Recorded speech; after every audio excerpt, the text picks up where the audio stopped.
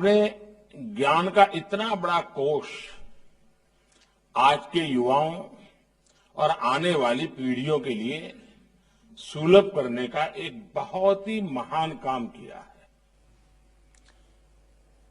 मैं डॉक्टर करण सिंह जी का भी विशेष रूप से अभिनंदन करता हूं, जिनके मार्गदर्शन में ये कार्य सिद्ध हुआ है। और जब भी मैं उनसे मिला हूं, एक प्रकार से ज्ञान और संस्कृति की धारा अविरत बहती रहती है। ऐसे बहुत कम बिरले मिलते हैं। और आज ये भी बहुत शुभ अवसर है कि कर्ण सिंह जी का जन्मदिवस भी है और 90 साल की एक प्रकार से उनकी एक सांस्कृतिक यात्रा है। तो मैं उनका हृदय से अभिनंदन करता हूं।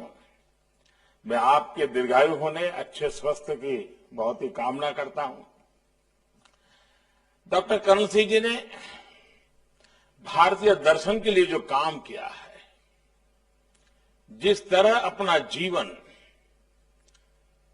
इस पवित्र कार्य के लिए समर्पित किया है, भारत के शिक्षा जगत पर उसका प्रकाश और प्रभाव स्पष्ट रूप से देखा जा सकता है।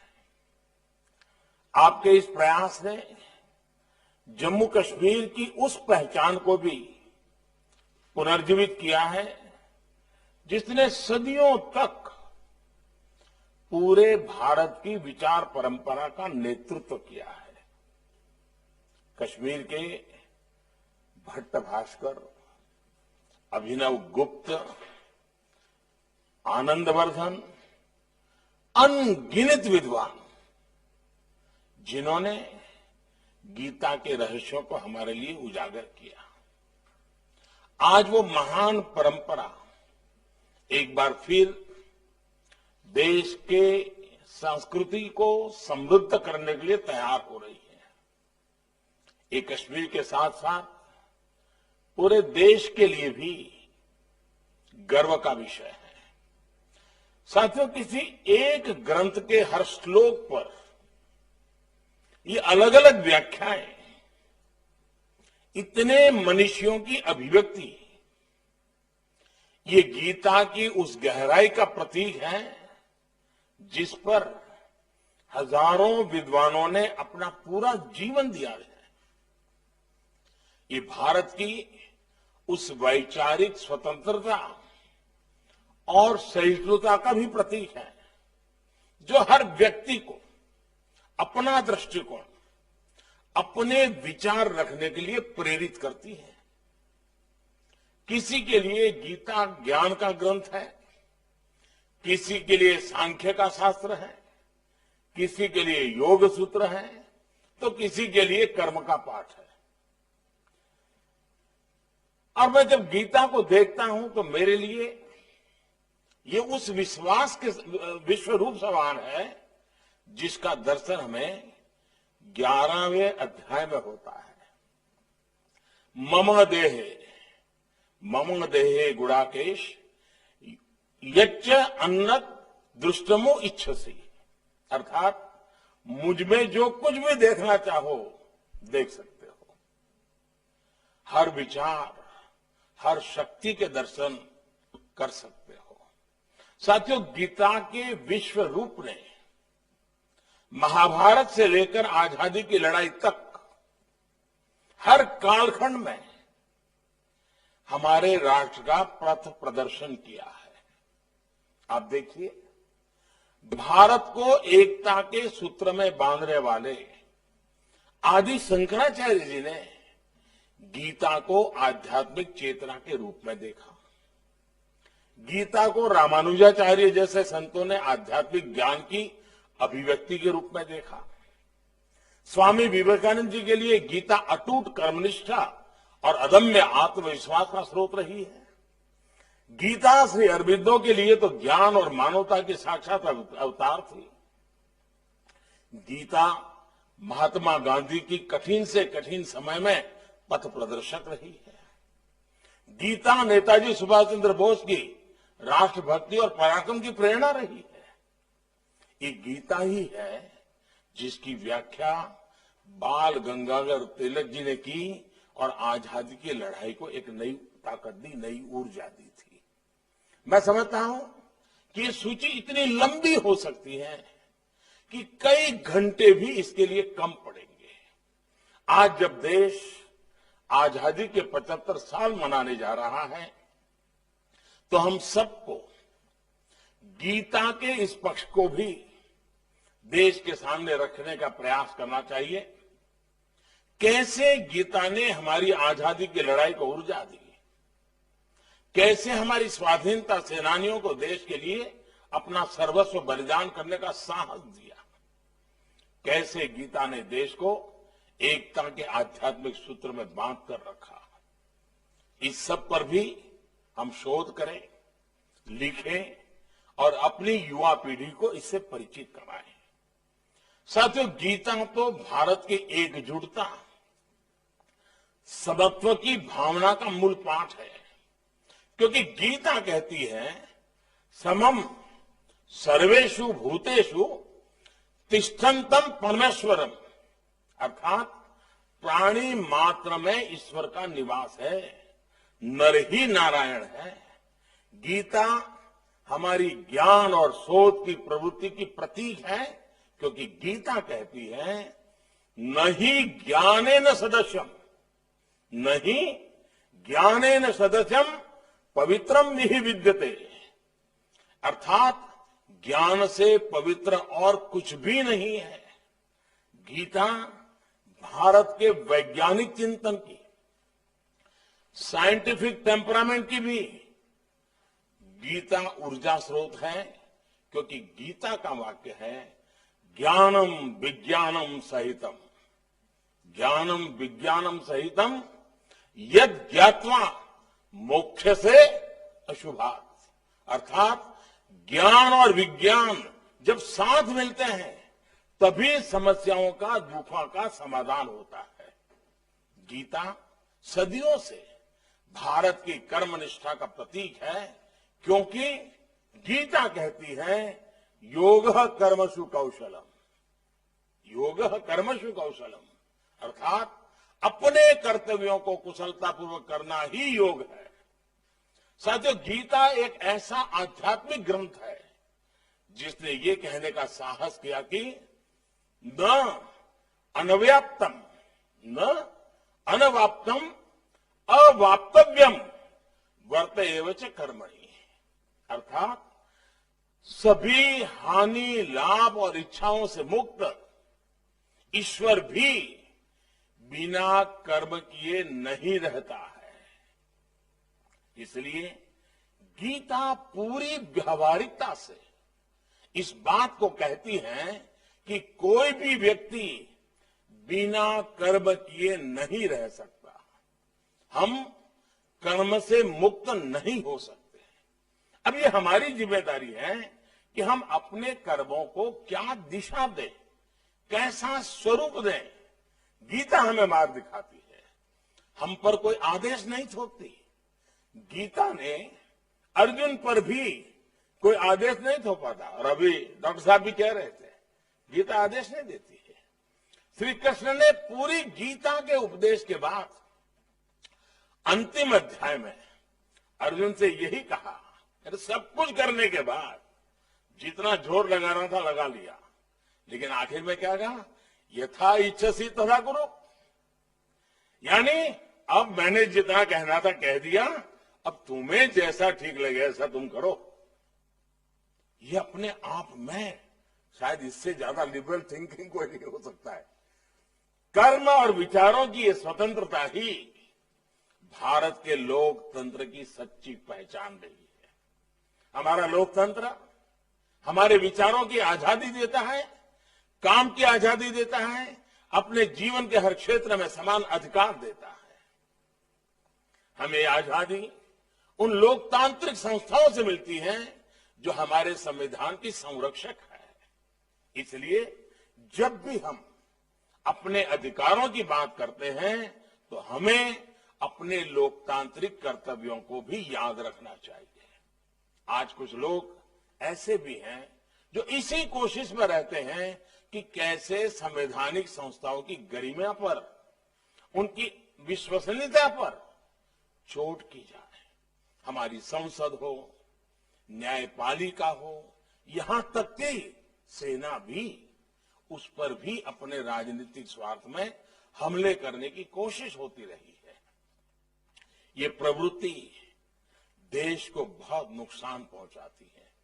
संतोष की बात है कि ऐसे लोग देश की मुख्य धारा का प्रतिनिधित्व नहीं करते हैं। देश तो आज अपने कर्तव्यों को ही संकल्प मान करके आगे बढ़ रहा है। गीता के कर्मयोग को अपना मंत्र बनाकर देश आज गांव, गरीब, किसान, मजदूर, दलित, पिछड़े, समाज के हर वंचित व्यक्ति की सेवा करने में उनका जीवन बदलने का प्रयास कर रहा है। साथियों, गीता के माध्यम से भारत ने देश और काल की सीमाओं से बाहर पूरी मानवता की सेवा की है। गीता तो एक ऐसा ग्रंथ है जो पूरे विश्व के लिए है, जीव मात्र के लिए है। दुनिया की कितनी ही भाषाओं में इसका अनुवाद किया गया, कितने ही देशों में इस पर शोध किया जा रहा है, विश्व के कितने ही विद्वानों ने इसका सानिध्य लिया है।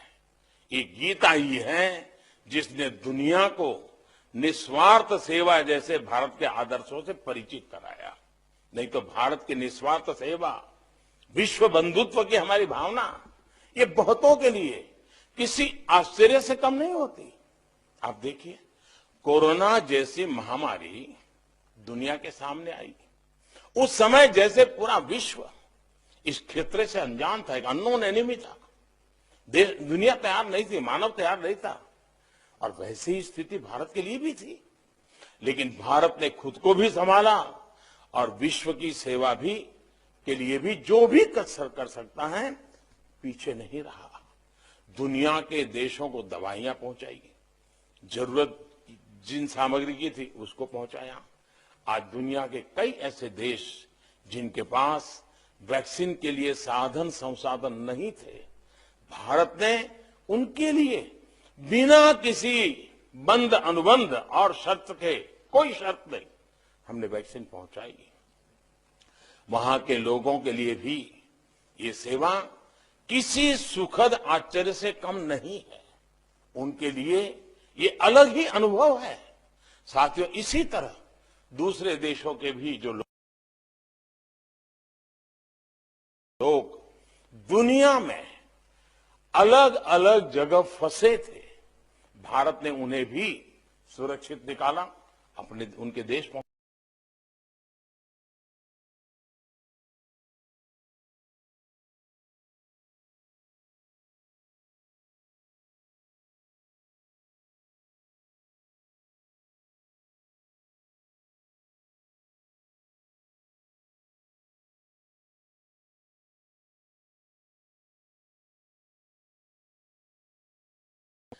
भारत के प्रति मुझे धन्यवाद देते हैं तो मैं कहता हूं कि भारत के लिए ये सहायता नहीं, संस्कार। ये मर्म दुनिया को तब समझ आता है जब वो गीता के पन्ने खोलती है।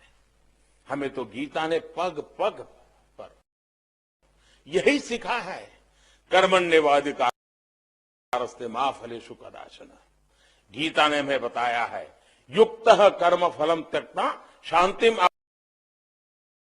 आपनोति नैष्ठिकीम्। अर्थात फल या लाभ की चिंता किए बिना कर्म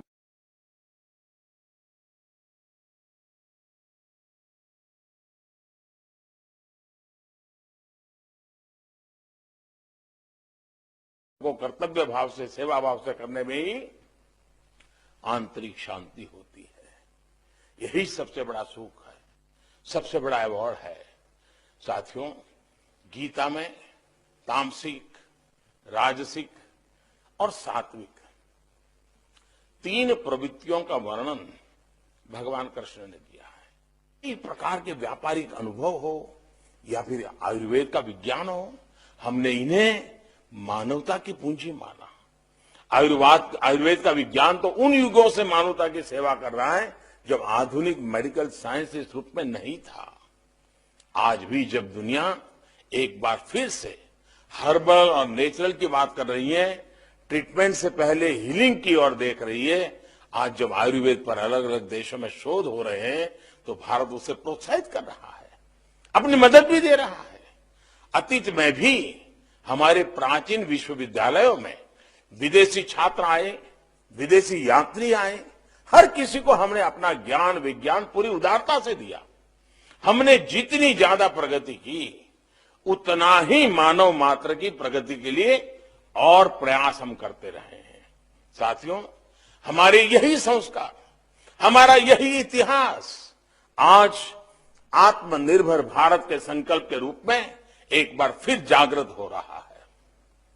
आज एक बार फिर भारत अपने सामर्थ्य को संभाल रहा है ताकि वो पूरे विश्व की प्रगति को गति दे सके, मानवता की ओर ज्यादा सेवा कर सके। हाल के महीनों में दुनिया ने भारत के जिस योगदान को देखा है, आत्मनिर्भर भारत में वही योगदान और अधिक व्यापक रूप में दुनिया के काम आएगा। इस लक्ष्य को पूरा करने के लिए आज देश को गीता के कर्मयोग की जरूरत है। सदियों के अंधकार से निकलकर एक नए भारत के सूर्योदय के लिए, आत्मनिर्भर भारत के निर्माण के लिए हमें अपने कर्तव्यों को पहचानना भी, उनके लिए कृत संकल्प भी होना है। जैसे भगवान कृष्ण ने अर्जुन से कहा था, क्षुद्रम हृदय दौर्बल्यम त्यक्त्वा उत्तिष्ठत परंतप, अर्थात छोटी सोच, छोटे मन और आंतरिक कमजोरी को छोड़कर अब खड़े हो जाओ। भगवान कृष्ण ने ये उपदेश देते हुए गीता में अर्जुन को भारत कहकर संबोधित किया है। इसकी तरफ बहुत कम लोगों का ध्यान जाता है। आज गीता का यह संबोधन हमारे भारतवर्ष के लिए है, 130 करोड़ भारतवासियों के लिए है। आज इस आह्वान के प्रति भी नई जागृति आ रही है।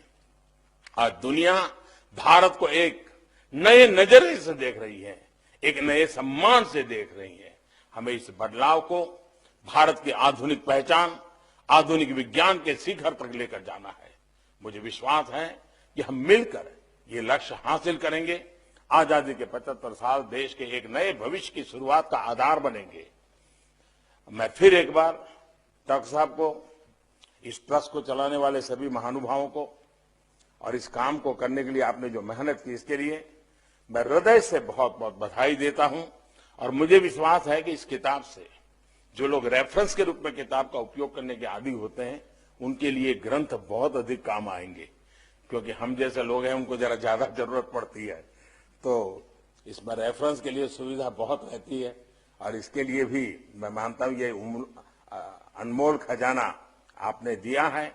और मैं इस बात से पूरी तरह सहमत हूं, शायद विश्व का ये पहली चिंतन धारा ऐसी है, ये विश्व का पहला ऐसा ग्रंथ है, विश्व का पहला ऐसा मार्गदर्शन है जो युद्ध की भूमि में रचा गया है, शंखनाद के बीच रचा गया है, जहां जय पराजय दरवाजे पर दस्तक दे रहा था, उस समय कहा गया है। ऐसी प्रतिकूल वातावरण, अशांत वातावरण, उद्वेग वाले वातावरण, उसमें इतना शांत चित्त विचारधारा निकलना, ये इस अमृत प्रसाद के सिवाय कुछ नहीं हो सकता है। ऐसा गीता का ज्ञान आने वाली पीढ़ियों को वो जो उस भाषा में समझे, जिस रूप में समझे, उस रूप में देते रहना हर पीढ़ी का काम है।